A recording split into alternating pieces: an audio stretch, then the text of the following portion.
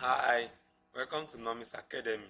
In this video, I'll be teaching you inverse of a matrix. If you have not watched our videos on matrices, please go and watch on transpose matrix, singular and non-singular matrix types of matrices. Go and watch all our videos on matrices so that you can easily understand inverse of a matrix. Let us go into the contents of this video. Inverse of a matrix.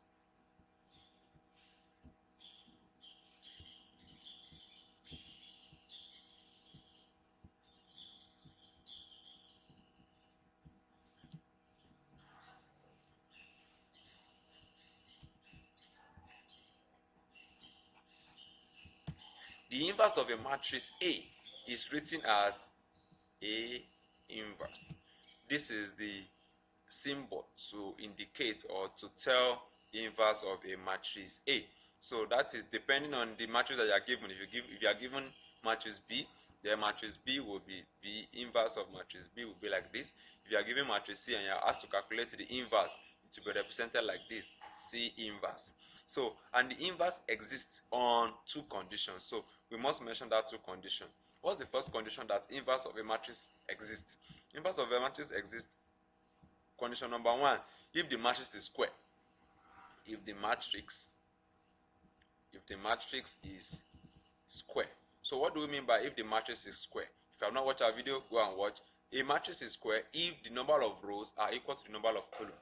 Then we have a square matrix. If we have 2 by 2, it's a square matrix. 3 by 3 is a square matrix. 4 by 4 is a square matrix. So any matrix whose rows and columns are equal, then we have a square matrix. So this is the only condition that necessitates inverse of a matrix. The second condition is that the matrix must be non-singular. The matrix is non-singular. So what do we mean by the matrix is non-singular? A matrix whose determinant is not equal to 0 is a non-singular matrix. I take it again. A matrix whose determinant is not equal to 0 is non-singular. If a matrix determinant is 0, it is a singular what? Matrix. So when it is not equal to 0, then we do not have singular matrix. It is non-singular. And I will tell you why it must not be non-singular to have an inverse of a matrix. Let's for instance say matrix A is equal to A, B, C, D. Then inverse of matrix A would be A inverse equal to adjoint of matrix all over determinant of that matrix.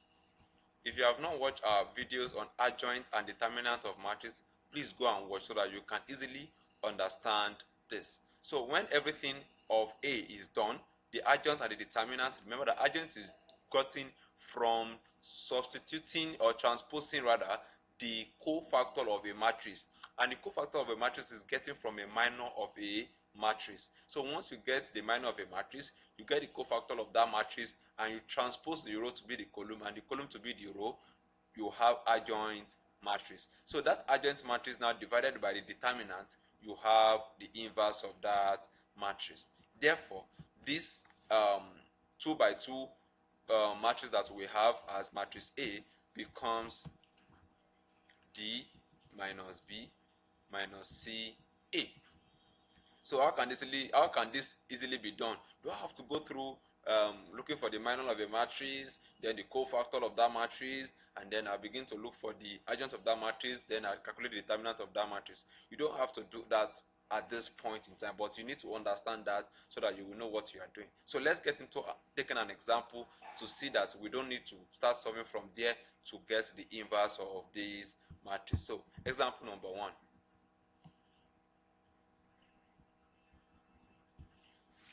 Example 1 says find the inverse. Find the inverse of matrix A when the matrix is equal to 3 minus 4, 1 minus 2. A inverse becomes 1 all over AD minus CB. This is 2 by 2. Remember what our AD and CB is. Our AD, this is the determinant, then our CB, the determinant. So, what do we have now? AD diagonal, BC diagonal. So, let's get that done. So, this is equal to 1 all over, what is our AD? That is 3 multiplied by minus 2. Are you following this formula? Minus, what's our CB? Our CB is minus 4 multiplied by 1.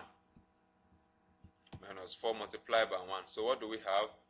We have 1 all over minus 6 minus 4.